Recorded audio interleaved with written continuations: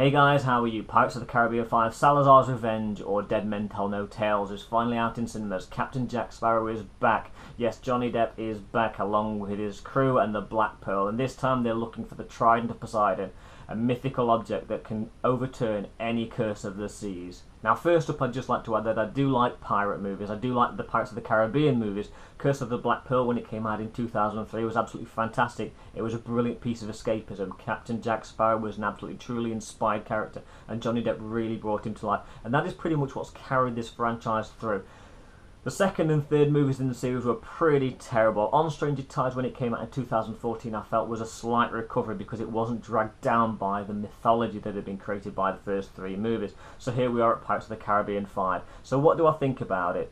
I think that it is a nice piece of escapism. They based a lot of the script and the inspiration for this movie on The Curse of the Black Pearl, and it does show because it has a freshness, it has an energy. I didn't really have high expectations for this movie based on how the series was progressing. So Pirates 5 opens with Johnny Depp as Captain Jack Sparrow being typical Captain Jack Sparrow with a bank heist and a bank chase.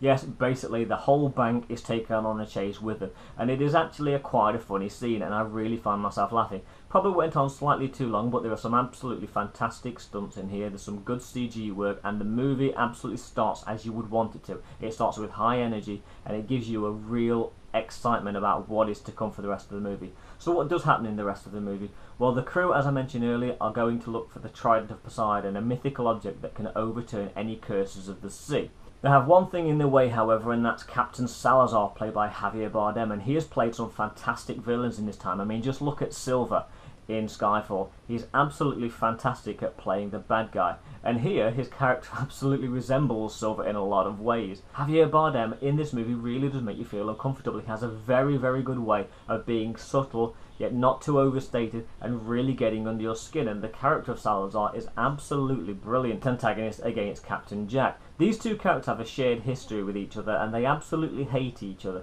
Now, the movie does a really good job of telling backstories on these characters, so we learn why these two characters hate each other. We learn a lot about a lot of the primary characters in the movie. We get backstories, which is something that's quite good. It's building up these characters that we already know from the previous movies and giving them a little bit more fleshing out. Now, one of the best things about this movie is it looks absolutely fantastic. The set design, the CG, just everything on this movie looks fantastic. This movie looks like they spent an absolute fortune on it, and the budget of this movie wasn't anywhere near as big as it was for Pirates of the Caribbean 2 or 3. There's some brilliant real sets that have obviously been built. The CG work is flawless, it's absolutely fantastic, and the film just looks like they spent an awful lot of money. Every penny that they've spent looks like it's on screen. It is absolutely breathtaking. Now, in terms of the characters, Johnny Depp has absolutely nailed the character of Captain Jack Sparrow. He does not even need to put any effort into it anymore. He's got this character down to a T, and he is absolutely fantastic. And when he's on screen, you cannot imagine him in any other role. He absolutely nails the performance, and he could play Captain Jack Sparrow for the rest of his life, and I don't think he'd ever get bored, and I don't think we'd ever get bored of seeing him. Geoffrey, who plays Barbossa, is probably one of my favourite characters in the movie, and he gets a little bit more to do this time. We get a bit of backstory, he's fleshed out more,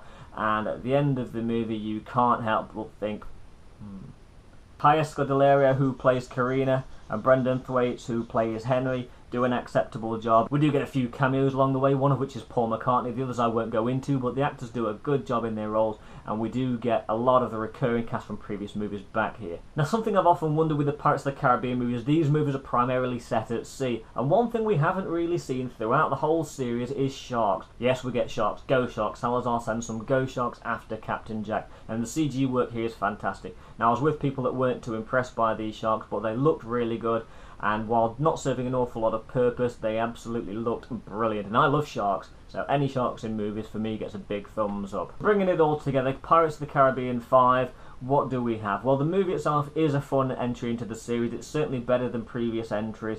The story itself, while a little convoluted and probably stretched out longer than it needed to be, I mean, this movie was nearly 2.5 hours long, and they could have quite easily chopped 20-25 minutes out of the movie. The story did bore me in places, but on the whole, Johnny Depp's character and charisma did make up for it.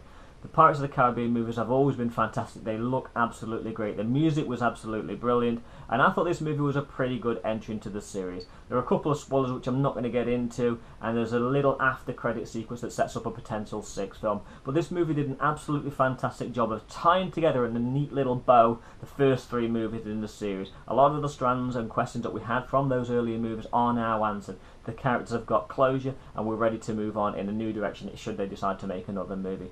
So I'm going to give Pirates of the Caribbean, Salazar's Revenge, or Dead Men Tell No Tales, depending where you are in the world, 3.5 out of 5. It was a pretty good time. I enjoyed it. It's a Pirates of the Caribbean movie, and looking at those locations and the sun and the sand and the sea, absolutely just breathtaking.